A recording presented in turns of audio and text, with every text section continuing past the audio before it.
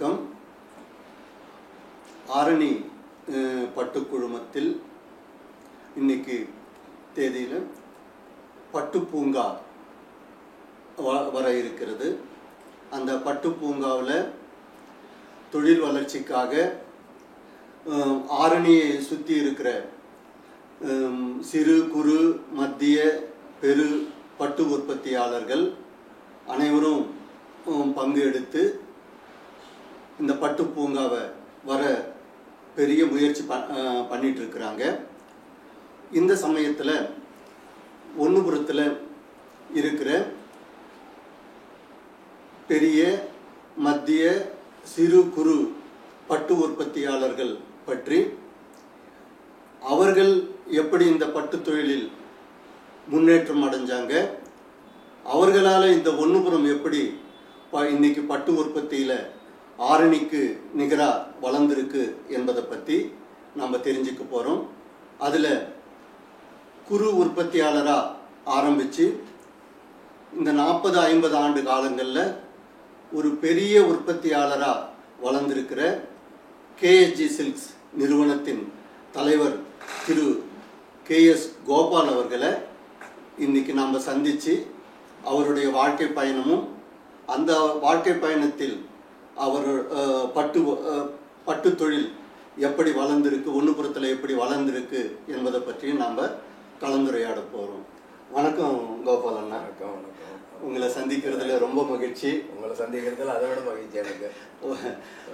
நம்மளோட அறிமுகம்னு பார்த்தா 1987-88 நான் சேலத்தில் கல்லூரி ஆசிரியராக ஹேண்ட்லூம் டெக்னாலஜியில் ஆசிரியராக சேரும்போது உங்களுக்கு ஞாபகம் இருக்கும், அங்கே இருக்கிற ஸ்டூடெண்ட்டை ஒரு ப்ராஜெக்ட் ஒர்க்குக்காக கூட்டிகிட்டு வந்தேன். அப்போவே நம்மளோட ஆரணியில் ஜக்காடு தறி வச்சு நீங்கள் நெசவு செஞ்சிட்டு இருந்தீங்க. அந்த நேரத்தில் உங்ககிட்ட வந்து ஜக்காடு தறியை பற்றி நாங்கள் கேட்டு தெரிஞ்சுக்கிட்டோம். அப்போவே நீங்கள் அந்த நீங்களும் உங்கள் தம்பி திரு பாஸ்கர் அவர்களும் 2 பேரும் நெசவு செஞ்சிட்டு இருந்தீங்க. அந்த நேரத்தில் நாங்கள் கேட்ட கேள்விக்கு அப்போவே டெக்னிக்கலாக மிகவும் இந்த பட்டு சேலை எப்படி உற்பத்தி ஆகுது, அதனோட எடை எவ்வளவு, ஜரிகை எவ்வளவு பிடிக்கும் என்பதை பற்றி தெளிவாக சொன்னீங்க, ரொம்பவும் தெளிவாக சொன்னீங்க. அது வந்து அன்னைக்கு தேதியில் வந்து எங்களுக்கு வந்து ஒரு பெரிய ஒரு வரப்பிரசாதம். அப்போவே உங்களை பற்றி நான் தெரிஞ்சுக்கிட்டேன். அந்த பட்டு உற்பத்தியை பற்றி நீங்கள் எவ்வளவு, அதாவது தறி நெய்யும் பொழுதே அதில் இருக்கிற நுணுக்கங்களை பற்றி அப்போவே தெரிஞ்சுக்கிட்டீங்க. ஸோ அந்த முன்னுரையோட உங்களோட பயணத்தை பற்றி கொஞ்சம் சொல்ல ஆரம்பிங்க. அதாவது இப்போ நீங்கள் தறிக்கு வந்தீங்க இல்லைங்களா, அப்போது இந்த ஜக்காடுங்கிறது எப்போ அறிமுகமாச்சு அப்படிங்கிறத பற்றி முதல்ல சொல்லுங்கள். ஆரணி பட்டு குழுமம் எல்லாருக்கும் வணக்கம். எனக்கு தெரிஞ்ச என்னுடைய அனுபவத்தை நான் சார்கிட்ட பகிர்ந்துக்கிறேன். வணக்கம், சொல்லுங்கள். வணக்கம்.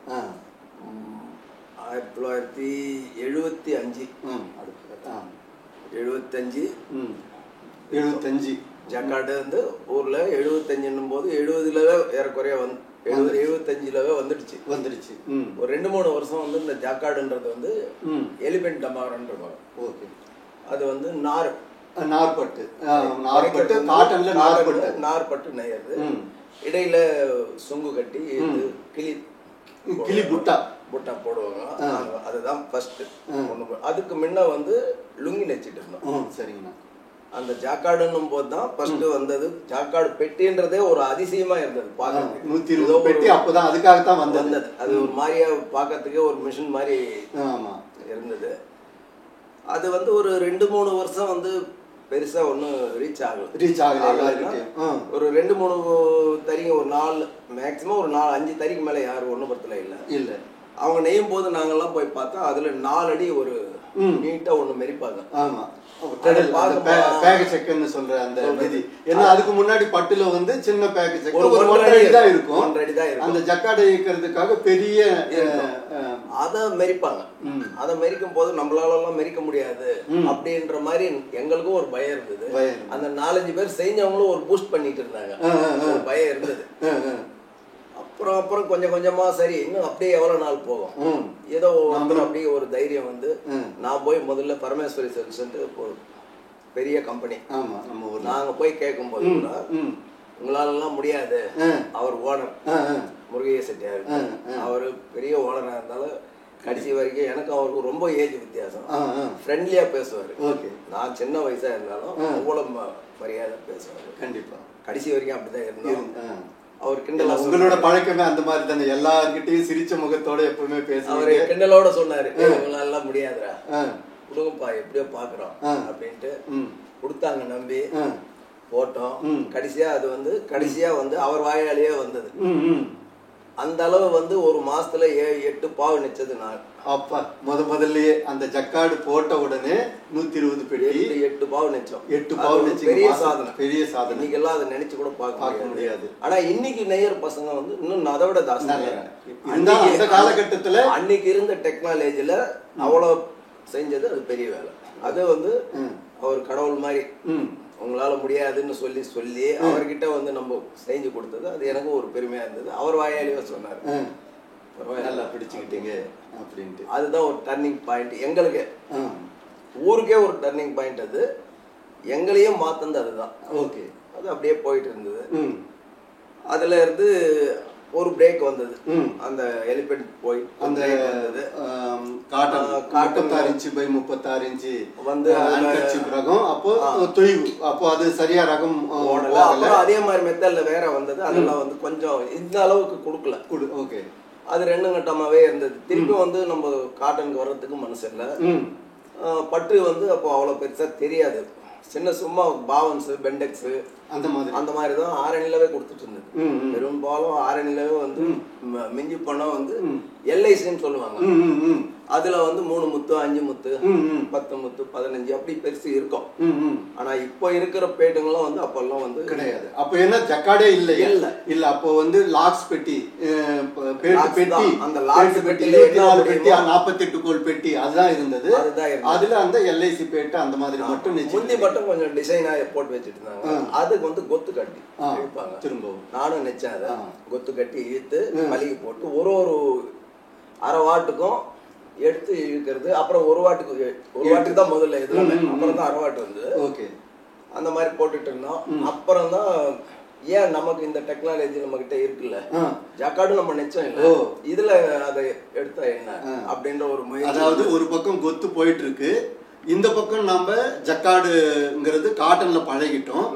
காட்டன்ல ஒரு மாதத்துக்கு 8 நெசவு நெய்யற அளவுக்கு வருமானம். ஆனா பட்டுல அந்த பேட்டு பெட்டி பார்க்கும்போது அதுலயே வருமானம் அதிகம். இப்போ வருமானம் குறையக்கூடாது, அதுல இருந்து மேல ஏறிட்டோம், அதுல இருந்து இறங்கக்கூடாது. அப்ப ஏன் வந்து இந்த பேட்டு பெட்டிக்கு பதிலா இந்த 120 பெட்டியை ஏன் உபயோகிக்க கூடாது அப்படிங்கிற ஒரு எண்ணம் உங்களுக்கு உதயமா இருந்தது. அதனால ஆரணிலும் அது நல்ல என்கரேஜ் பண்ணாங்க. அதுல இருந்து கொஞ்சம் கொஞ்சமா வந்தது. 120 தான் முதல்ல பெட்டி எல்லாருமே ஏத்துந்து. ஒரு கோழிக்கு பேட்டுக்காக 120 பெட்டியை ஏத்துறீங்க. அந்த ஒரு கோழிக்கு பேட்டுன்னும் போது ஒரு கோழி கட்டாதான் அது ஒரு 3 இன்ச்சு 3.5 இன்ச்சு வரும். ஆமா, அப்புறம் அதுல அது ஒரு கொஞ்ச நாள் அப்புறம் ஜனங்க கேக்குறாங்க. இப்போ நீங்க அந்த பட்டு வந்து நீங்க ஆரணியில யார்கிட்ட இருந்து எடுத்துட்டு வந்து நினைச்சிட்டு இருந்தீங்க? நான் வந்து கடைசியா நினைச்சது வந்து முதல்ல ஆரம்பிக்கும் போது நான் ஆரணியில பெரும்பாலும் யார்கிட்ட நான் ஒரே இடம் தான் நிச்சது, சாமிநாதன் சில்க்ஸ் தான். அதுக்கப்புறம் அது வந்து அந்த ஜக்காடு இந்த எலிபென்ட் டமாரம் போனதும் குச்சி கட்டி இருக்கிற ரகம் நெய்யும் போது சாமிநாதன் சில்க்ஸ் ஈத்து போட்டோம். அந்த குச்சி கட்டி எல்லாம் ஈத்து போட்டது. அதுலவே வந்து பெரிய ரகம்னா ஒரு பக்கம் வந்து 650 குளிகை ஒரு ஜானுக்கு மேல இருக்கும். ஒரு பக்கம் 150 குளிகை. ஈவினிங் மார்னிங் சொல்லுவாங்க. மார்னிங் ஈவினிங் அப்பவே 2 அது போட்டோம். அதுலவே வந்து 3 மொயம் செல்ஃப் ஒரு சுத்து அப்படியே வந்து பின்னாடி வரைக்கும் போகும். 3 முழம் செல்ஃபெல்லாம் 3 முழம் செல்ஃபெல்லாம் நெச்சிருக்கோம். உடல் பூராவுமே செல்ஃபு. உடல் பூராவும் செல்ஃபு. அந்த மாதிரி அந்த செல்ஃபு இழுக்கிறது வந்து அந்த கொத்து கட்டி இழுக்கிறதா? முதல்ல கொத்து கட்டி இழுக்கிறதா. அப்புறம் ஜக்காடுக்கு வந்துட்டோம். போகும்போது வந்துட்டோம். Okay okay. அது வந்து ஒரு 10,000 வாட்டுக்கு மேல வரும். அந்த மாதிரி போட்டோம். அது எல்லாமே வந்து இதெல்லாம் வந்து எப்படின்னா 90ல வந்து 88 75 ஆரம்பிச்சு இப்ப 90 வரைக்கும் வந்துட்டீங்க. அப்போ வந்து உங்களுக்கு வயசு 90 போது எனக்கு வந்து நீங்க 56ல 32 இல்ல நீங்க பிறந்த வருஷம் 58. ஓகே 58. இப்போ 90க்கு வந்துட்டீங்கன்னா ஒரு 58 பிறந்தது. எங்க அப்பா வந்து 65 காலம். 7 வயசு. அந்த 7 வயசுல அப்போவே கொஞ்சம் அப்படியே தறி உள்ள போய் அப்படியே குழி எனக்காகவே சின்னதா வெட்டி கொடுத்து 7 வயசுல போட்டோம். அந்த 7 வயசு 8 வயசுல வந்து தனியா போட்டாங்க. அது வந்து என்ன சொல்றது, சேலை 5 சேலை ஒரு பாவு. அதாவது 3வது படிக்க வேண்டிய வயசுல தறி இறங்கிட்டீங்க. 3வது போய் ஒரு 6 மாசம் தான் போனேன். வேண்டாம், முடியல, சூழ்நிலை, வீட்டு சூழ்நிலை முடியல. 2வது அந்த தறி போடவே அதுல கொஞ்சம் வருமானம் வரவே நம்ம சூழ்நிலைக்கு இதான் கண்டிப்பா அப்படின்னு விட்டாங்க. அப்படியே அதை நினைச்சா 5 ரூபாய் 50 பைசா 5 சேலைக்கு.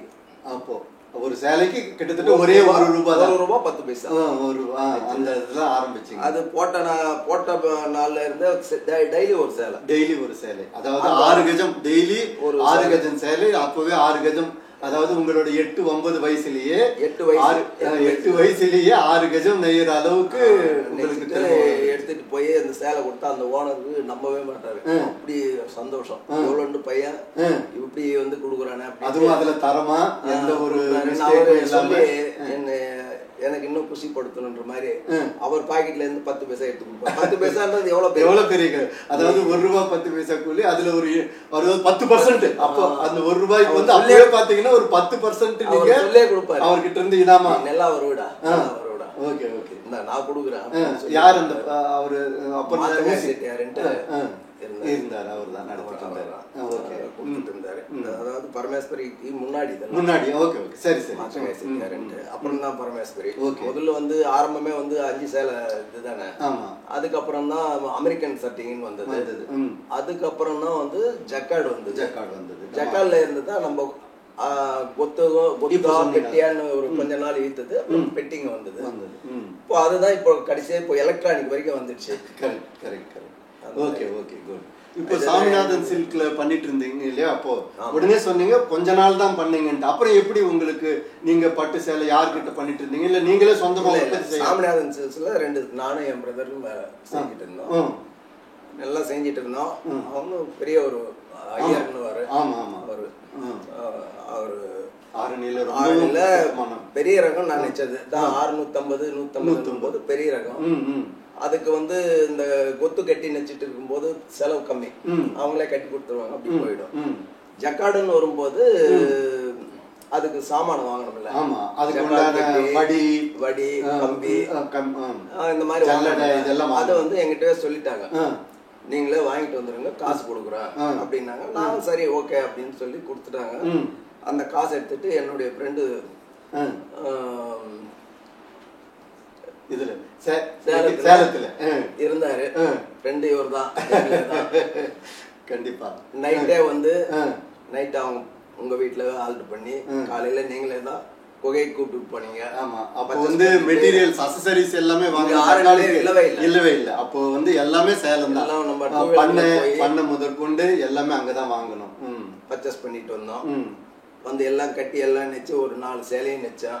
கூலி பாருங்க, அப்பவே நீங்க சொந்தமா உங்களுடைய உங்களுக்கு தேவையான எல்லா மெட்டீரியல்ஸும் ரீடு முதற்கொண்டு எல்லாமே நீங்களே சொந்தமா. இப்போ வந்து கட்டுறதுக்குன்னு ஒரு குரூப் இருக்கு, வடி போறதுக்குன்னு ஒரு குரூப் இருக்கு. நான் எல்லாம் போடும்போது அந்த மாதிரி இல்ல, முழுக்க முழுக்க எல்லாமே அந்த வடி இறக்குறதுல இருந்து நிறுத்துறது வரைக்கும் நானே தான். நீங்களே செஞ்சுக்கிட்டீங்க, ஒரே ஆளு. ஓகே, எத்தனை நாள் ஆனா நான் மட்டும் தான் அப்படிதான் செஞ்சது. அப்புறம் போய் எல்லாம் அதுக்கு ஆளுங்க வந்துட்டாங்க. ஏன்னா அப்போ முதல் தானே அவர் யாரும் செய்ய அதை பத்தி தெரியவும் தெரியாது. அந்த மாதிரி நீங்களாவே செஞ்சது. ஏன்னா உங்களுக்கு அந்த நீங்க சொல்லிருக்கீங்க உங்களுக்கு கொத்து கட்டுற அனுபவம் இருந்திருக்கு. வேற ஒரு தறிக்கு கூட நீங்க கொத்து கட்டி கொடுத்துருக்கீங்க. அந்த மாதிரி போட்டு எல்லாம் நெச்சு 4 சேலை எடுத்துட்டு போனோம். கூலி கட்டினாங்க. கூலி கட்டிட்டு அந்த ஒரு 600-700 ரூபாய் இருக்கும். அப்போ அந்த 4 சேலைக்கு 600. அவங்க கொடுத்த மெட்டீரியல் அதுவும் என் கணக்குல எழுதிட்டாங்க. ஓகே. நான் அதுக்கு தான் ஒத்துக்கல. நீங்க சொன்னீங்க, நீங்க சொன்னதெல்லாம் நான் செஞ்சேன். இப்போ உங்களுக்கு தான் சேலை கொண்டாந்து கொடுத்தேன், நீங்க என் கணக்குல எழுதுனா எப்படிங்க? அப்படி கணக்குல எழுதுறதா இருந்தா அந்த பணம் இதுக்குள்ள உங்களுக்கு நீங்க செலவு பண்ண மாதிரி நீங்க தான் அதை இன்வெஸ்ட் பண்ணணும் அப்படின்னு எழுதுறாரு. நான் கேட்டேன் எழுதுறாரு. அப்போ அந்த ரகத்துக்கு கூலி வந்து ஒரு சேலைக்கு 200 ரூபாய். ஓகே. 4 சேலைக்கு வந்து 800 ரூபாய். பட்டு வந்து 600 ரூபாய், உங்களுக்கு கூலி வந்து 800 ரூபாய். அந்த 600 ரூபாய் உங்க கணக்குல எழுதுறாரு. அப்படி இல்ல, மெட்டீரியலுக்காக கொடுத்தாரு இல்ல, அது என் கணக்குல எழுதிட்டாரு. ஓகே. எழுதிட்டு இப்போ ஒரு பாவு ஒரு 4 சேலை நெச்சாலே வந்து 800 ரூபாய் ஆயிடுது. இப்போ எனக்கு அந்த 600-700 ரூபாய் வந்தா ஒரு சேலை ஒரு பாவு நெச்ச அந்த அமௌண்ட் ஏறிடுது இல்ல என் மேல. ஆமா கண்டிப்பா. அது வந்து நான் ஒத்துக்கல. ஓகே. நான் ஒத்துக்கல. அவர் இல்லப்பா எல்லாம் இப்படிதான் செய்யறது வந்துதான்பா அப்படின்னு சொல்லிட்டு இருந்தாரு. அது கொஞ்சம் அப்பவே நான் கொஞ்சம் தர்க்கமான ஒத்துக்கல. அவளை ஒரு மாற்றம் வர்றதுக்கான அப்புறம் கடைசியா என்ன செஞ்சாருன்னா, பாருப்பா நல்லதா பேசலாம், அவரு திட்டினா கூட நல்ல மாதிரியா திட்டுவாரு. தப்பே நம்ம பண்ணிட்டாலும் கூட அனாவசியமா பேச மாட்டாரு. யாரு? சுவாமிநாத ஐயர். நம்மளுக்கு கோபமும் வரக்கூடாது, அதே நேரம் அது அதனால என்ன பாதிப்பு அவங்களுக்குன்னு சொல்லுவாரு. ஓகே. திட்டுறதும் அதான் நயம்பட நம்ம மனசு எந்த புண்படும் கூடாது. அந்த மாதிரியே தான் இருந்தாரு தெரிஞ்ச வரைக்கும். அவர்கிட்ட பாருங்க இதெல்லாம் கத்துக்கிட்டீங்க நீங்க. சொல்லும் போது சொல்றாரு நல்லதாவே பேசலாம். அவர் எனக்கு என்ன சொல்ல போறாருன்னு தெரியாது. கோபால் நல்லதா பேசலாம் அப்படின்னு சொல்லிட்டு, இப்போ நாங்க எல்லாம் சாமானம் கொடுத்தோம், நீங்க தான் வாங்கிட்டு வந்தீங்க, கொடுத்தீங்க, நெச்சிங்க, சேலை கூட எங்களுக்கு தான் கொடுத்துட்டீங்க, இல்லைன்னு சொல்லல. இப்போ நீங்க உங்களுக்கு கூலிக்கு நெய்றீங்க, ஆனா அது கட்டி இருக்கிற முதல்ல உங்களதே தான். ஆமா. நாளைக்கு நீயே வசதி வந்து இந்த ரகமே நம்ம சொந்தம் போடலாம்னா நீ எங்களுக்கு கேட்கவே தேவையில்லை, நீயே போட்டுக்கலாம். ஆமா, ஏன்னா தறி உங்களோடது, அதுல இருக்கிற பொருள்லாம் உங்களோடது, எல்லாமே பாவு கொண்டாந்து நீங்க கொடுத்துறீங்க. இன்னும் தேவை வந்து சில்க் பாவு சப்புரி தடை மட்டும் தான் தேவை. உங்களுக்கு வசதி வந்து நீங்க போடுறதா இருந்தா நீங்களே போட்டுலாம்ல, எனக்கு நீங்க சொல்ல வேண்டியது இல்லையா? நான் உங்களை கேட்கவும் முடியாது. ஒரு விளக்கை ஏத்துறாரு நல்லவா உங்களுக்கு. இது வந்து 1000 மடங்கு நிஜம் சொன்னது. கண்டிப்பா கண்டிப்பா. அன்னைக்கு பாருங்க, அதாவது நீங்க இப்படியும் ஒரு சொந்தமா செய்யலாம், பெரியவங்க வாக்கு பழிக்கணும். ஆமா ஆமா. எனக்கு அவருடைய ஆசீர்வாதம் எல்லாம் இருக்க வாசி நான் இந்த உட்காந்துட்டு. Very good very good very good. அது பாருங்க, அது நீங்களும் அதாவது பாசிட்டிவ் ஆட்டிடியூட், அதாவது நமக்கு எது அங்க பேசினாலும் அதை நீங்க வந்து அவரோட நல்ல குணத்தை புரிஞ்சுக்கிட்டு அவர் சொன்னதை அப்படியே உள்வாங்கி இருக்கிறீங்க. அப்புறம் நெச்சம் ஒரு 2-3 வருஷமா நெச்சம் அவர்கிட்ட நெய்யும் போது ஒரு நாள் வந்து உள்ள கூப்பிட்டு போனார். அதாவது அங்க தறிக்காரெல்லாம் கூப்பிட்டு போக மாட்டாங்க. ஓகே. உள்ள அங்க கூப்பிட்டு போனாங்க. எதுக்கோ கூப்பிடுறாருன்னு பார்த்தேன். போட்டா ஹேமா மாலினி ஒரு புடவை கட்டிக்கிட்டு போஸ்ட் கொடுத்து போட்டோ ஃப்ரேம் போட்டு வச்சிருக்காங்க. ஓகே. பச்சை பார்ட்டிங்களுக்குன்னு ஒரு ரூம் வச்சுட்டு இருக்காங்க. ஆமா, பாத்தீங்களா அப்படின்னா பார்த்தா நம்ம சேலையா இருந்தது. என்னங்க அப்படின்னா, நீங்க நெச்சு சேலை தான் அந்த அம்மா கட்டி போஸ்ட் கொடுத்துருக்காங்க பாருங்க. இது வரைக்கும் ரொம்ப சந்தோஷமா இருந்தது. அப்படி போயிட்டு இருந்தது. அப்புறம் எங்களுக்கு ஒரு ஆசிரியர் வாக்கு மாதிரி ஒருத்தர் வந்தாருங்க. நீங்க இப்படியே செஞ்சுட்டு இருந்தா எப்படி? நானும் என் பிரதரும் 6 மணிக்கு 2 பேரும் இறங்கிட்டு இருக்கோம். அவரு எப்ப மாதிரி வருவாருங்க. நீங்க இப்படியே இருந்தா எப்படி? நீங்க ஏதாவது ஒரு முயற்சி பண்ணலாமே, ஏதாவது கொஞ்சம் சொந்தம் போடலாமே அப்படின்னாரு. அவர் சொல்லும் போது ஏதோ கிண்டலா சொல்ல விளையாட்டு, ஆனா அது வந்து அது ஒரு வாக்கு. ஆமா கண்டிப்பா. அன்னைக்கு அவர் வந்து சுவாமிநாதன் நமக்கு அவர் சொன்னாரு இன்னொருத்தர் வந்து பாசிட்டிவா சொந்தம் செய்யுங்க அவர் சொன்னாருங்க. அப்புறம் அது மனசுல இருந்துகிட்டே இருந்தது. அப்புறம் ஒரு தறி மட்டும் சரி நம்மளால முடிஞ்சது செய்யலாம் அப்படின்ட்டு போட்டோம். பட்டுப்பேட்டு தான் போட்டோம் முதல்ல. நாங்க எங்க நெச்சிட்டு இருந்தோமோ அவங்க கிட்டவே 3 தறியில ஒரு தறி சாமனான்ல 2 வேற ஒரு இடத்துல நெச்சிட்டு இருந்தது. அது வந்து சிம்பிளா நெச்சிட்டு இருந்தது. எங்க வீட்டு அம்மாவும் தறி நெய்வாங்க. அந்த தறி தான். அவங்க கிட்டவே சாயம் போட்டு மாவு எல்லாம் அவங்க கிட்டவே எடுத்து அதெல்லாம் கொடுத்தாங்க. அது போட்டோம், எல்லாம் செஞ்சோம். அப்போ வந்து என்னன்னா இப்போ பிளவுஸ் இல்லாமலே சேலை இல்ல. இப்போ அப்போ வந்து பிளவுஸ் இல்ல, அப்போ பிளவுஸ் இல்ல. ஆனா அது வந்து அப்பதான் ஆரம்பம் ஆகுது. பிளவுஸோட வித் பிளவுஸோட ரகம் ஆரம்பம் ஆகுது. அது செஞ்சாவது 90ல 90 ஆமா 90. ஏன்னா இப்போ 35 வருஷம் ஆயிடுச்சு. 57 32 நாங்க வியாபாரம் ஆரம்பிச்சு 35 வருஷம் பூர்த்தியாகி 6வது வருஷம் நடந்துச்சு. ஓ நல்ல நேரம். அது எப்படின்னா என்னுடைய தம்பியுடைய டாக்டர் வந்து கடைசி டாக்டர் வந்து சிஎம்ஸ்ல டெலிவரி இருக்காங்க. அந்த நாள்ல தான் வந்து ஒரு நாங்க வேற மாதிரி பண்ணிட்டு இருந்தோம் ஒரு வருஷம்.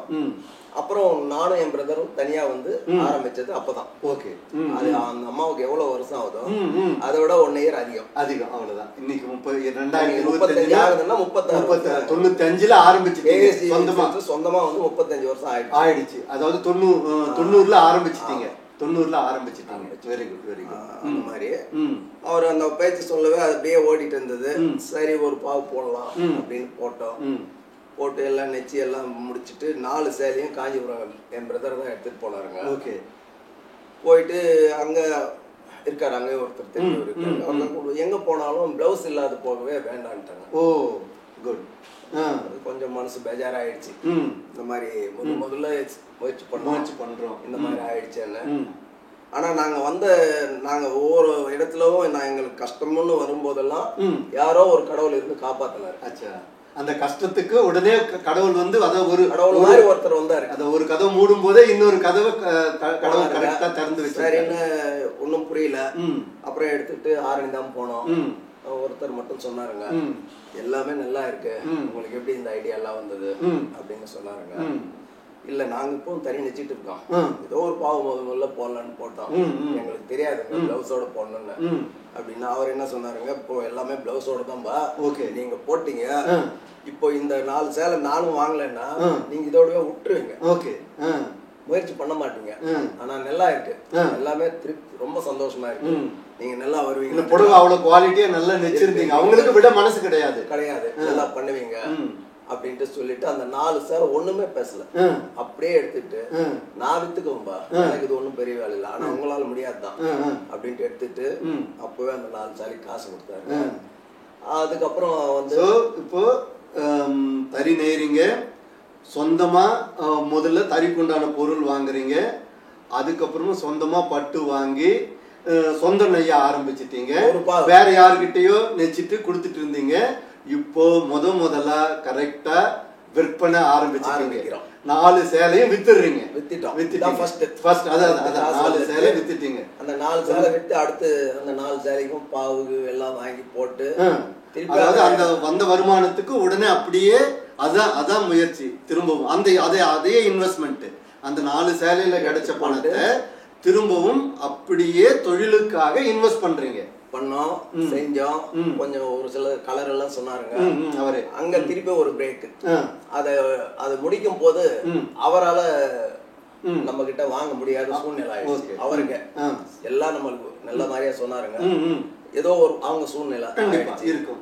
அப்புறம் கொஞ்சம் ஒரு பயம் இருந்தது, என்ன இது திருப்பி நமக்கு இப்படி வந்தது, அப்புறம் தான் ஸ்ரீராம் சில்க்ஸ் தெரியும், கேள்விப்பட்டிருக்கோம், தெரியாது, சரி, நேரா எடுத்துட்டு போனோம், குணசேகரன் ஒரு கடவுள், குணசேகரன் இன்னைக்கு வரைக்கும் அவர் தான், அவரு போனதும் வான்னாரு, போனோம், என்ன இதுன்னு கேட்டாரு, சொன்னோம், எல்லாம் பார்த்தாரு, சரி நல்லா செய்யுங்கன்னாரு, எடுத்தாரு, இன்னும் கூட ஒரு தறி கொடுக்குறேன், எல்லாமே நானே கொடுக்குறேன், போட்டு என்கிட்ட கொடுங்க அப்படின்னாரு, சந்தோஷமா, ரொம்ப சந்தோஷம், ஒரு தறியாச்சு, 2 தறியாச்சு, இப்போ வெளி தறி பிடிக்க, அதாவது ஒண்ணுன்னா தறி அதிகப்படிக்க ஆரம்பிக்கிறீங்க, அதாவது நீங்க ஒப்பந்த தறி மாதிரி, அதாவது தம்பி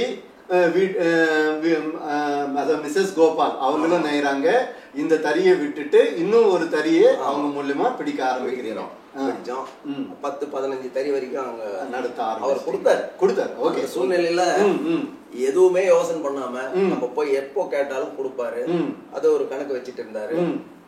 எதுவுமே யோசனை பண்ண மாட்டாரு. தடா வேணுமா வாங்கிக்கோ, வேணுமா வாங்கிக்கோ, முடிஞ்சது முடிஞ்ச மாதிரி. ஆனா அந்த அளவு கரெக்டா நம்ம நடந்துட்டு இருந்தோம். ஆமா, கண்டிப்பா நம்மளும் அந்த மாதிரி நடந்துட்டு இருந்தீங்க. அந்த மாதிரி செஞ்சுட்டு இருந்தோம். கடைசியா சாமிநாதன் சில்க்ஸ்லவும் நெச்சிட்டு இருக்கோம். 20 விடல, ஒரு 2 தறி அவர்கிட்ட நெச்சிட்டு இருந்தீங்க. ஆமா, ஒரு 2 தறி இல்ல, நான் மட்டும் நெச்சிட்டு இருக்கேன். அச்சா, நீங்க மட்டும் ஒரு தறி மட்டும் சாமிநாதன் சில்க்ஸ்ல நெச்சிட்டு இருந்தீங்க. 20 தறிக்கு மேல இப்போ நம்ம போயிட்டு இருக்கு. சாமிநாதன் சில்க்ஸ்லவும் நெச்சிட்டு இருக்கோம். நான் மட்டும் நெச்சிட்டு இருக்கேன். ஓகே, அதாவது நீங்களும் நெச்சிக்கிட்டு இந்த 20 தறியை நடத்திட்டு இருக்கோம். அப்புறம் ஒரு சூழ்நிலையில வந்து தறி அதிகமாக அண்ணங்கிட்டையும் குணசேகர் அண்ணன் கிட்ட நமக்கு வேணும்ன்றது கொடுக்கறதுக்கு ஒரு சில நேரம் பிரேக் ஆயிடுது. அதாவது தடா சப்புரி வேணும் போது நம்ம மாதிரி எவ்வளவு பேர் இருக்காங்க. ஆமா ஆமா ஆமா, இங்க 20 தறியை பிடிச்சிட்டீங்க. ஆமா, முதல்ல நல்லா கொடுத்துட்டு இருந்தாரு, இப்போ கொஞ்சம் இல்ல இப்போ நல்லா தான் கொடுக்குறாரு. இன்னும் நம்ம வேணும்ன்ற அளவுக்கு கொடுக்க ஆரம்பிக்கல. நமக்கும் ஒரு இன்ட்ரெஸ்ட், தறி போனிக்கலாம் நம்ம நம்பி வராங்க, கொடுக்க முடியல. அப்படி இருக்கும்போது இன்னும் கொஞ்சம் தனிங்க வெளியே கொடுத்து, வெளியே எப்போ நம்ம ஒரு அண்ணன் கிட்ட இருந்து வாங்காம கொடுத்தோமோ அது வந்து நம்ம அவர்கிட்ட எடுத்துட்டு போகாம எங்காவது கூட கொடுக்கலாம்ல. அவர்கிட்ட எடுத்துட்டு போனாலும் போலாம், ஒன்றும் தப்பு இல்லை. அவருடைய கெப்பாசிட்டி எவ்வளோ அந்த அளவுக்கு கொடுத்தாரு. இன்னும் இங்க நம்மளோட கெப்பாசிட்டி அதிகமாயிட்டு இருக்கு, தறிகள் அதிகமாயிடுச்சு. அதனால இன்னும் வேற இடத்துக்கு போறீங்க. அந்த மாதிரி ஒரு கடைக்கு போகும்போது சாமிநாதன் சில்க்ஸ் ஓனர் ஐயர் இல்ல, அவங்க 3 பேர் இருக்காங்க. 3 பேருமே நல்லா இன்னைக்கு இப்போ கூட சமீபத்துல பேசிட்டு வந்தோம். Very good very good. அவங்க வந்து காஞ்சிபுரம் எல்லாமே மறக்காம ஒரு தொடர்புல தான் இருக்கீங்க. போய் பார்த்து பேசிட்டு தான் வந்தேன். அவர் இருந்தாருங்க, அவர் சிரிச்சாரு, நானும் கொஞ்சம் சிரிச்சேன். எனக்கு ஒரு மாதிரி ஆயிடுச்சு, இதை நம்ம அங்க நெச்சிட்டு இருக்கோம், நம்மளும் ஒரு பெட்டி எடுத்துட்டு வந்திருக்குமே. அப்புறம் அந்த பாவோடவே கணக்கு கட்டிடுறேன்னு சொன்னேன். அவங்க எவ்வளவு சொன்னாங்க, இன்னும் 50 தறி போனீங்கப்பா, ஒன்றும் தப்பு இல்லை, நல்லா இரு, இந்த ரகம் எங்களுக்கு நல்லா ஓடுது, நீங்க நல்லா செய்யுங்கப்பா அப்படின்னாரு. இங்க சூழ்நிலையும் முடியல, ஏன்னா நம்ம என்னாலும் முடியல, எல்லாம் நம்ம தறி வேணும்ன்றது கலரு சாயம் எல்லாமே முதல்ல இருந்து நாங்களே தான் பண்றோம். கொண்டு ஆரம்ப நாள்ல இருந்து 35 வருஷமா சாயம் போடுறதும் உடனே ஆரம்பிச்சுட்டீங்க. சாயமே நாங்களே போடுவோம். அதேதான் வெளியாலும் கூட நாங்க என் பிரதர் தம்பிங்க வச்சுக்கிட்ட போடுவோம். அந்த மாதிரி எல்லாம் போட்டுட்டு இருந்தோம், முடியல. சாமிநாதன் சில்க் கிட்ட நீங்க என்னோட தறி அது வரைக்கும் நெச்சிட்டு இருந்தீங்க. எனக்கு நான் கணக்கு கட்டி இது பண்ணுங்க அப்படின்னு கேக்குறீங்க. அவரால் மனசு வரல, ஒத்துக்கல, உங்களை விட மனசு வரல. ஏன்னா இத்தனை வருஷம் அது வந்து அதான் முதல்ல சொன்னாங்க பாருங்க, எல்லாமே வந்து உங்களதுதான். ரகம் கட்டும் போது எல்லாமே அப்படி ஒரு காலம் வரும், அப்படி ஒரு நேரம் வந்தா நீங்க என்ன கேட்க வேண்டியது இல்ல அப்படின்னு சொன்னார் இல்ல. அந்த காலம் அது அந்த ரகம் நெச்சிட்டு இருக்கும் போதே தான் இதெல்லாம் நடந்தது. ஓகே, அவர் வாக்கு வந்து பழிச்சது. அவர் என்ன சொன்னாரோ அந்த சொல்லும் போது எல்லாம் உங்களுக்கு தான்பா, நீங்க கணக்கு கட்டுறதா இருந்தா எனக்கு கேட்க வேண்டியது இல்ல, நீங்க அப்படியே அதுல சொந்தம் போடலாம்னு சொன்னாரு. அந்த ரகம் நான் எடுக்கவே இல்லை. அந்த ரகம் நெய்யும் போதேதான் அப்படியே சொந்தம் போடுற மாதிரி வந்தது. ஆனா அந்த அவ்வளவு பெரிய ரகம் நான் போடல. அவருடைய வாக்கு வந்து பழிச்சது. அத நம்ம அந்த சூழ்நிலையில அது அவர் ஏதோ சொல்றாருன்னு நினைச்சோம். பெரியவங்க வாக்கு பழிக்குன்றது ஒரு உதாரணம். போய் இந்த மாதிரி நான் தறி பொணிக்கிறேன், நான் கணக்கு கட்டிடுறேன்னு சொல்லும் போது ஒத்துக்கல. ஐயர் தான், அவர் ஒத்துக்கல. 2-3 நாள் போய் வந்தேன், ஒரே பேச்சாவே இருந்தாரு. கடைசியா என்ன செஞ்சாரு, சரி நீங்களும் சொல்லிட்டே இருக்கீங்க, நானும் இதே சொல்லிட்டு இருந்தா ஆகாது, நீங்க இன்னும் உங்களால முடியாதுன்னு சொல்லிடுறீங்க. ஆனா உங்ககிட்ட நான் வந்து கணக்கு கட்டுன்னு சொல்ல மாட்டேன். நான் ஒரு 6-6:30 மணிக்கு கிளம்பிடுவேன். நான் போன பிறகு அவங்களும் போயிடுவாங்க. 6 மணி ஆனா ஓனர், காஞ்சிபுரம் ஓனர்களும் போயிடுவாங்க. நீங்க வந்து நான் சொல்லிட்டு போறேன், நான் முடிச்சு. அவர் நீங்க பிரியறத அவரால ஏத்துக்க முடியல. அத பார்க்க கூட வேண்டாம், நான் போன பிறகு நீங்க முடிச்சுக்கங்க அந்த மாதிரி சொல்லிட்டாருங்க. ரொம்ப கொஞ்சம் தூரமா இருந்து எப்போ போவாருன்னு காத்துட்டு இருந்து அவர் போன பிறகு எல்லாம் கணக்கு முடிச்சுட்டு தான் வந்தோம். எனக்கு மனசு கஷ்டமா தான் இருந்தது. சூழ்நிலை இருந்தாலும் கரெக்ட் தான், ஏன்னா அவங்களுடைய ஆசீர்வாதம் தான் இன்னைக்கு இவ்வளவு தூரம் வந்தது. அப்புறம் தான் அந்த குணசேகரன் கிட்ட வந்தோம், ஆச்சு. அன்னைக்கு அதுக்கு அடுத்து வந்து கொஞ்சம் கொஞ்சமா அப்படியே போயிட்டு இன்னைக்கு இதோ நடந்துட்டு இருக்கு. இன்னைக்கு வரைக்கும் குணசேகரன் கிட்டவும் எதுவா இருந்தாலும் இன்னைக்கு வரைக்கும் இந்த நிமிஷம் வரைக்கும் அவர் தான் ஓனர்ன்றது. அதுதான் என்ன, நாம எவ்வளவு வளர்ந்தாலும் எப்படி நம்ம என்ன வளர்ந்தாலும் நம்ம தாய்க்கு பிள்ளை, எது நல்லது நடந்தாலும் எதுவாக இருந்தாலும் அவர்கிட்ட முதல் போய் ஒரு ஆசீர்வாதம் வாங்கிட்டு தான் வருவோம். அந்த பழசை மறக்காம நீங்க எல்லாரையும் மனசு ஞாபகமா வச்சுக்கிட்டு இப்போ ஒரு 20-50 தறி ஆயிருக்குங்களா? இப்போ அதாவது 90, 95, 95ல ஒரு 50 தறி ஆயிடுச்சு. இப்போ நிறைய தறிகள் நம்ம ஊர்ல நீங்க கொடுத்து நல்ல வளர்ச்சி கொண்டு வந்துட்டீங்க. இப்போ வெளியூர்ல இருந்தும் தறிங்க கொஞ்சம் கொடுத்து வாங்குறீங்களா? இருக்கு. Okay okay good. இப்போ மொத்தமா ஒரு இந்த காலகட்டங்கள்ல அந்த ஜக்காடு வந்து பாத்தீங்கன்னா 120 பெட்டி ஆகுது, அப்புறம் 240 பெட்டி ஆகுது, 480. அதுல என்னென்ன ரகங்கள்லாம் நீங்க உங்க காலகட்டத்துல இந்த ரகத்தை நான் வந்து அப்போ புதுமையா நாங்க நல்லா செஞ்சுட்டு இருந்தோம், அதுக்கு நல்ல ஒரு வரவேற்பு இருந்தது அப்படின்னு ஏதாவது உங்க ஞாபகத்துக்கு வந்தா கொஞ்சம் சொல்லுங்க. அப்படின்ட்டு ஒண்ணும் இல்ல. ஜக்கார்ட்ல கட்டும் போது எல்லாமே கொஞ்சம் மாறிடுச்சு. நம்ம கொத்துன்னும் போது ஒரு லிமிட்டோட இருந்தது. ஆமா. ஜக்கார்டுன்னு வரும்போது நம்ம என்ன நினைக்கிறோமோ அது எல்லாமே போட முடிஞ்சது. அதுலயும் 240 போது இன்னும் நல்லா இருந்தது. இப்போ 240 போய் இப்ப 480 ஆயிடுச்சு. இப்போ எந்த ரகம் வேணாலும் எத்தனை ஒரு பாவுல 4 சேலை 8 சேலை பாவுனாலும் 8 ரகமா போடலாம். அதனுடைய இதெல்லாம் வந்து இப்போ நல்லா இருக்குது. அப்போ ஒரு 4 சேலை 4 ரகமா நெய்யும் போது நம்ம கிட்ட யாராவது வரும்போது 4 சேலை 4 ரகமா இருக்கும். அதாவது கலரும் வித்தியாசமா காட்ட முடியுது. நிறைய டிசைன்ஸும் மாத்தி ஒவ்வொரு சேலையும் வெவ்வேறு விதமா வரும்படியா நீங்க உற்பத்தி பண்ணிட்டு இருக்கீங்க. ஒண்ணுக்கு ஒண்ணு போய் அரைகரை ஆச்சு, அரைகரைன்னு கால் கட்டுற மாதிரி ஆச்சு. அதுலவே வந்து பாயாடின்னு போடுறோம். அந்த மாதிரி ஒரு காலகட்டத்துல ஒரு மாதிரி ரகங்கள் வரும்போதெல்லாம் நீங்க தறிக்காரர்கிட்ட கொடுத்து மாத்தி பண்ணிட்டு இருக்கீங்க. இப்ப ஜரிகை பட்டு தான் வார்ப்பு பொழிச்சிட்டு இருந்தான். இப்ப ஜரிகையே பொழிச்சு பொழிச்சு ஜரி டிஷ்யூ சேலைன்னு வந்துடுச்சு. டிஷ்யூ சேலை அதுல இப்ப எத்தனையோ கலரா வந்துடுச்சு. ஜரிகையே கலரா வந்துடுச்சு. இப்போ அதெல்லாம் கண்டிப்பா காப்பர் ஜரி வந்துடுச்சு, சில்வர் ஜரி இருக்கு, கோல்டு ஜரி இருக்கு, எல்லாருமே. சரிங்கண்ணா. இப்போ இந்த பட்டு வந்து நீங்க தேவையான கோரா பட்டு அதெல்லாம் வந்து மேக்சிமம் பெங்களூர்ல இருந்து வாங்கிட்டு இருந்தீங்க இல்லையா? அப்புறம் நீங்களே வந்து இந்த பட்டு மிஷின் பட்டு மில் போட்டதை பத்தி கொஞ்சம் சொல்லுங்க. அது ஆயிடுச்சு 20 வருஷம். இன்னைக்கு 20-22 வருஷம் கிட்ட. நீங்க அதுக்கு முன்னாடியே ஆரம்பிச்சிட்டீங்க, பட்டு மில் ஆரம்பிச்சிட்டீங்க. இப்போ இன்னைக்கு ஓடிட்டு இருக்கு. எனக்கு ஒரு ஆசை இருந்தது. அக்ரிகல்ச்சர்ல இருந்தே வந்து பட்டுப்புழு, அதாவது செடி வச்சு கூடு வச்சு கூடுல இருந்து பட்டுப்புழுல இருந்து தான் நம்ம ரீலிங் பண்றோம். இப்போ நம்ம கிட்ட வந்து அந்த லேண்ட் இருக்கு, நிலம் இருக்கு, அதுல நம்ம செய்யலாம். ஆனா அதுக்கு தகுந்த ஆளுங்க வந்து நமக்கு செட் ஆகும். அது இல்லாம வந்து எப்பவுமே அதனுடைய பராமரிப்பு அதிகம். அதுதான் நம்மளால மெயின்டைன் பண்ண முடியாதுன்றதுக்காக அப்படி இருக்கு. அது கூட ஒரு முயற்சி பண்ணோம் இடையில. சென்ட்ரல் சில்க் போர்டுல நமக்கு ட்விஸ்டிங் இந்த ரீலிங் கொடுக்குறோம், மானியத்துல கொடுக்குறோம்னாங்க. அது ஓரளவு ஒரு 50% போடுற மாதிரி எல்லாமே கூட செஞ்சோம். அப்புறம் அது ஏதோ ஒரு காரணம், ஒரு பிரேக் போயிடுச்சு.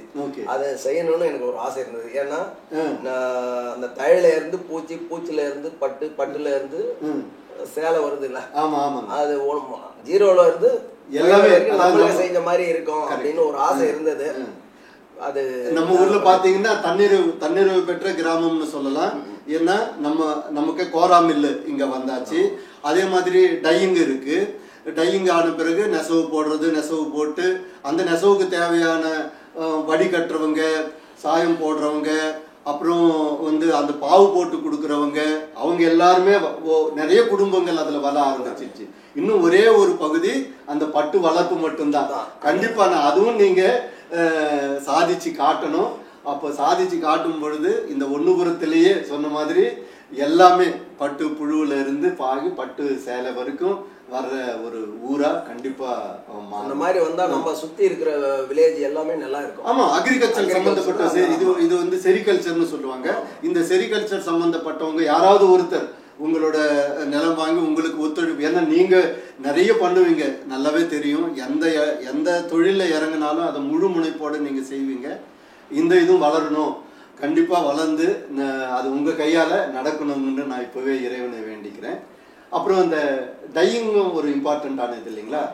சென்ட்ரல் சில்க் போர்டும் உங்களுக்கு டையிங் பத்தி என்னென்ன உதவிகள் செஞ்சாங்க, அதை பத்தி கொஞ்சம் சொல்லுங்க.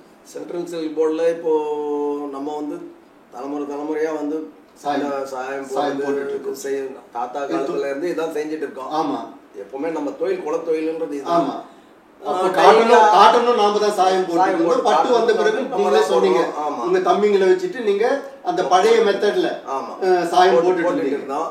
இப்போ லேட்டஸ்டா இப்போ கொஞ்ச நாளா வந்து இந்த பொல்யூஷன் பிரச்சனை வருது. ஆமா, அப்பப்போ வந்து கொஞ்சம் கேக்குறாங்க. அது நமக்கும் தெரியுது.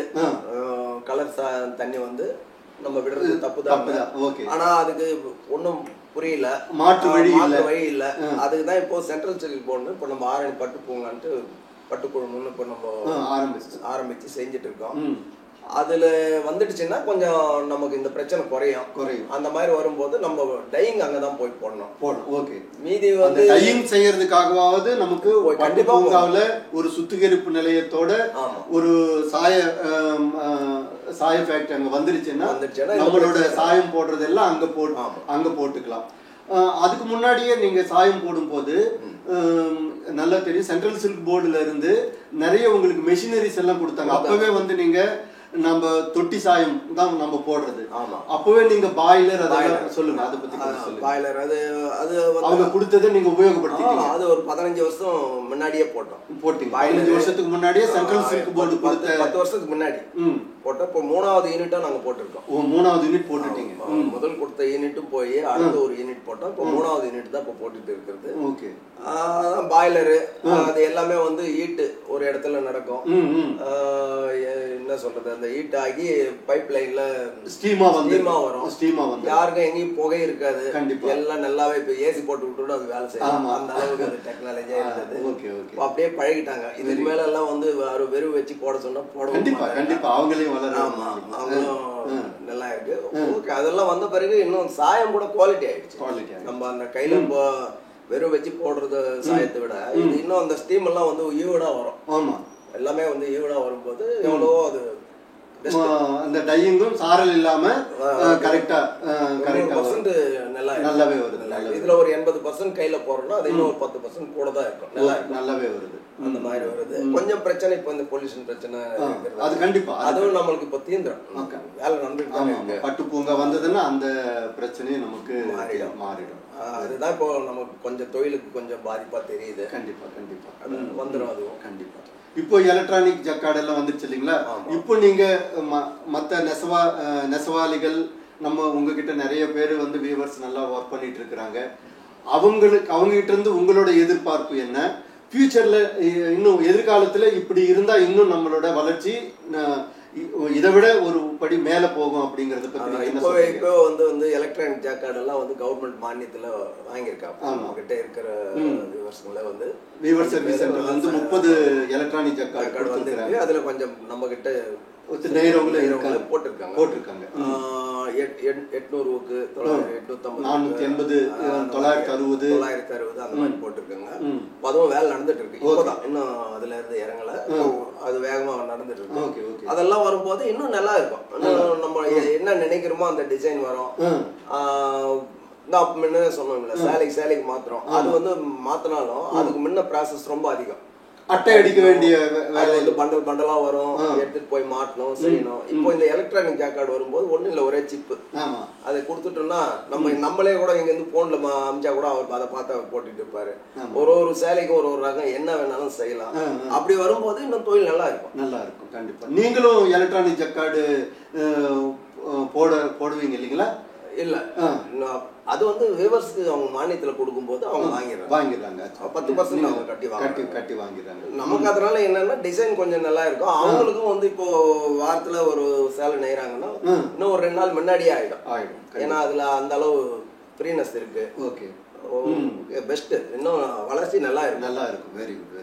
வேற விற்பனை எல்லாம் கூட இப்போ நல்லாவே போயிட்டு இருக்கு இல்லைங்களா? என்ன நல்லாவே போயிட்டு இருக்கு விற்பனையும் எதுவும்? அதாவது என்ன சொல்றது, ஒரு கொரோனாவுக்கு முன்னே இருந்த அளவுக்கு இன்னைக்கு கூட இல்ல. Okay, best. பரவாயில்ல.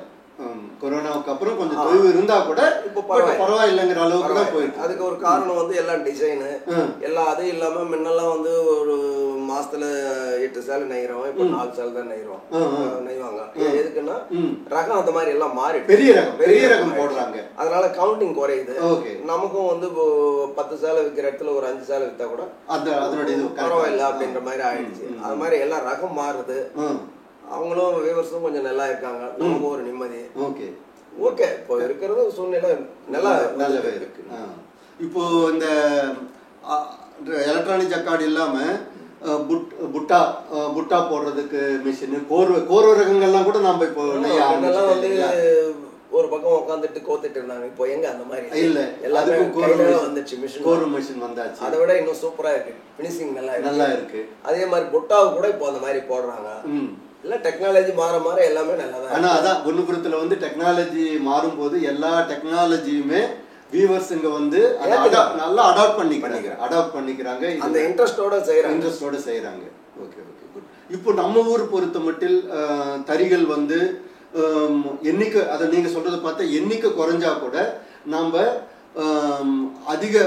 அதிக விலையுள்ள ரகங்கள் நெய்யறதுனால எண்ணிக்கை குறைஞ்சா கூட அந்த டோட்டல் பிசினஸ் டர்ன்ஓவர் நல்லாவே ஆயிட்டு இருக்கு. என்ன பெரிய ரகங்கள் நெய்யறோம். வருஷத்துக்கு குறைந்த வழி ஏறல தரிங்க எல்லாமே. இப்போ எனக்கு தெரிஞ்சு தறி இல்லாத வீடே இல்லாம இருந்தது. ஆமா, இப்போ வந்து அந்த மாதிரி இல்ல. எண்ணிடலாம் எவ்வளவு தறி இருக்கு. எல்லாமே வந்து நல்லா அப்பெல்லாம் வந்து கூலி ரொம்ப கம்மி, படிக்க வைக்கல. ஆமா, எல்லாம் நல்லா படிக்கிறாங்க. படிக்கும் போது நல்ல வேலையில போய் சேராங்க. ரொம்ப நல்லா இருக்காங்க. எல்லாத்துக்குமே வந்து நம்ம பேசிக் வந்து தொழில் தான். தொழில் ஒண்ணு ஒரு நல்லா இருந்தது. ஆமா, அதனுடைய வளர்ச்சி நல்லா இருக்குது. கண்டிப்பா. இப்போ அதனுடைய இது நல்லா போயிட்டு இருக்கு. கண்டிப்பா. குறைஞ்சாலும் ரகம் மாறிடுச்சு, வருமானம் இருக்கு. அதேதான் பரவாயில்ல. ஒரு சிலர் எல்லாம் வெளியே வேலை செஞ்சுக்கிட்டு வெளியே சம்பளம் வாங்கினவங்க எல்லாம் கூட இப்போ கொஞ்சம் பேர் தறிக்கு வந்தவங்க எல்லாம் இருக்காங்க. அங்க அவங்க கிட்ட போய் நம்ம வேலை செஞ்சு இந்த சம்பளம் வாங்கிட்டு வீட்டுல உட்காந்து நம்ம சம்பாதிக்கலாம். அந்த அளவு வந்து இப்போ கூலி இருக்கு. கண்டிப்பா. நல்ல பெரிய ரகங்கள் நல்லா இருக்கு. ஏன்னா இங்க நல்ல டெக்னாலஜியும் நல்லா இருக்கு. அதுல வந்து திறம்பட நெஞ்சா இளைஞர்கள் நல்லா சம்பாதிக்கலாம். வெளியே வந்து ஒரு ஃபேக்டரியிலயோ இதுலயோ சம்பாதிக்கிற அளவுக்கு வீட்டுல இருந்துகிட்டு இன்னும் நல்லா சம்பாதிக்கலாம். ஊர்ல இருக்காங்க. அந்த மாதிரி இருக்காங்க. அந்த அளவு இருக்கு. பரவாயில்ல.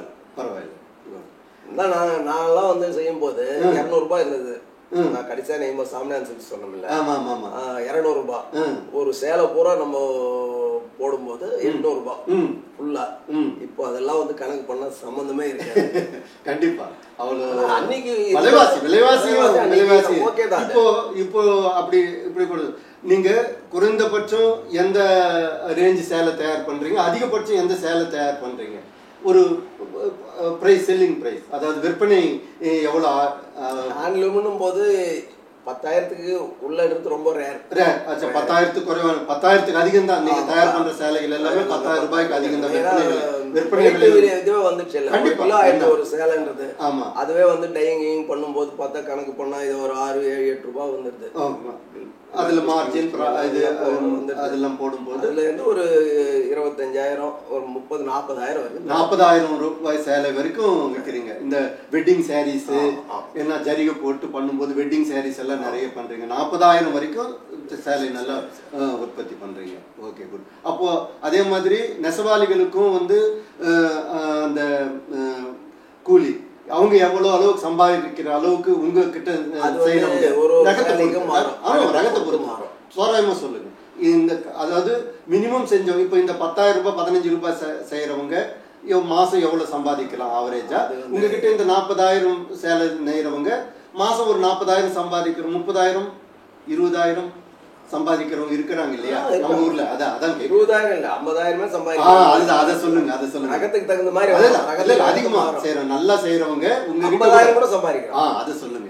அதாவது உங்ககிட்ட நெய்யறவங்க மாசம் வந்து ஒரு நெசவாளி 50,000 வந்து எது சும்மா அப்படியே பரவாயில்ல நமக்கு அப்படின்றவங்களும் 25,000 கம்மி இல்லாம சம்பாதிக்கலாம். நம்ம செய்யணும்னு செய்யறவங்க 50,000 கூட சம்பாதிக்கலாம். இதுதான் நம்ம நல்லா தெரிஞ்சுக்கணும். ஒண்ணுபுறத்துல இன்னைக்கு சர்வசாதாரணமா அதுல ரொம்பவும் மெனக்கடாம ஒரு சின்னதா பெட்டி போட்டு ஒரு ஆவரேஜ் நேரத்துல நெய்யறவங்க கூட 25,000 மாசம் சம்பாதிக்கலாம்.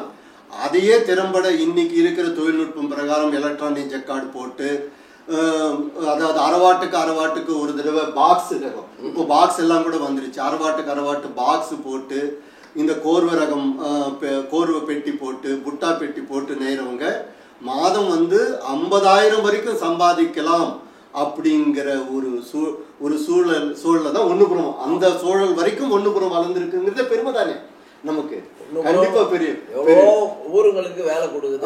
அதுவும் சுத்து இருக்கிற, அதாவது இந்த ஒண்ணுபுரத்துல துருகம் தேவாங்கபுரத்துல தேவாங்க செட்டியார் தொழில் நினைச்சிட்டு இருந்தாங்க. இப்போ மற்ற குலத்தவர்களும் இந்த தொழில் நினைச்சா, அதாவது அக்ரிகல்ச்சர் செய்யறவங்க கூட என்ன, அக்ரிகல்ச்சர் செய்யும் போது லேண்ட் வந்து ஒரு 6 மாசம் மட்டும்தான் பயிர் இருக்கும், 6 மாசம் பயிர் இருக்காது. நாங்க இங்க வந்து ஒண்ணுபுரம், அதாவது சும்மா இருக்கிற நேரங்கள்ல தறி கத்துக்கிட்டு அக்ரிகல்ச்சர் செய்யறவங்க எல்லாம் கூட நெசவு செஞ்சு இன்னைக்கு நல்லா இருக்கிறாங்க. சுத்துமுத்தும் இருக்கிற கிராமங்கள்ல இருந்து நிறைய பேர் செஞ்சிட்டு இருக்கிறாங்க.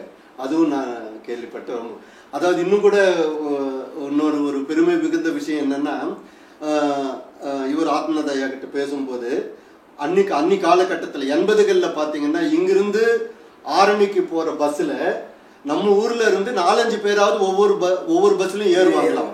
ஏறி போயிட்டு அங்கிருந்து பட்டு வாங்கிட்டு வருவாங்க ஒவ்வொரு பஸ்ஸும். இன்னைக்கு வெளியூர்ல இருந்து நம்ம ஒண்ணுபுரம், மேட்டுக்குடிசை, புதுப்பாளையத்துல இருந்து வர்ற பஸ்ஸுகள்ல ஒவ்வொரு பஸ்லயும் 4 பேர் வெளியூர் ஆளுங்க வந்து இறங்குறாங்க.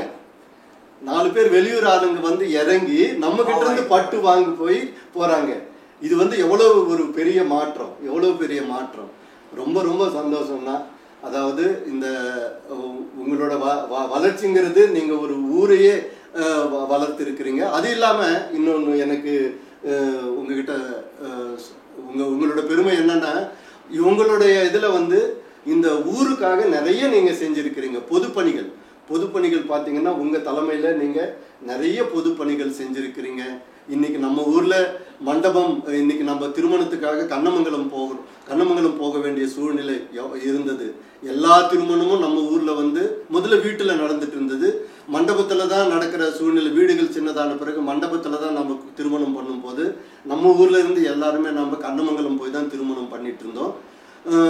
ஆனா இன்னைக்கு வந்து நம்ம ஊர்லயே மண்டபங்கள் வந்தாச்சு. அந்த மண்டபங்கள்ல முதல்ல நல்லாவே தெரியும், கோபால் இன்னைக்கு கூட சொல்லுவாங்க, அதுக்கு வேற பேர் இருந்தா கூட கோபால் அந்த கட்டின் மண்டபம் அப்படின்னு சொல்லுவாங்க.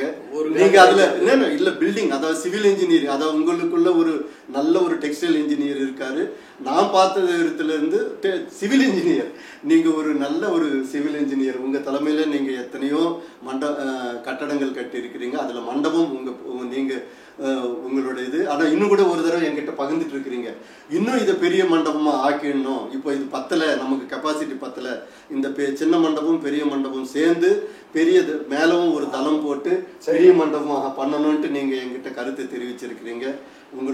உங்களோட கண்டிப்பா நீங்க அதையும் செஞ்சிருவீங்க அப்படிங்கிறது.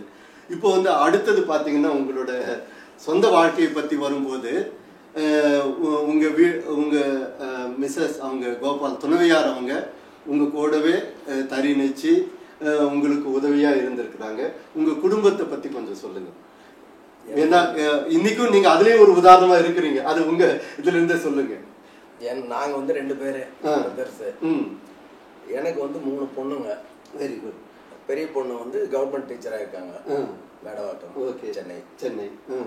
ரெண்டாவது பொண்ணு வந்து திவ்யா, அவங்க வந்து இதுவா இருக்காங்க, தாசில்தார், டெப்டி தாசில்தார் வேலூர். ஓகே. மூணாவது பொண்ணு வந்து மைதிலி, அவங்க வந்து டிஎஸ்ஆர் சாரீஸ்ன்ட்டு ஆன்லைன் பிஸ்னஸ் பண்ணிட்டு ரீட்டைல் ஷாப்பும் தனியாக வச்சிருக்காங்க. Very good. நல்லா இருக்காங்க. Very good.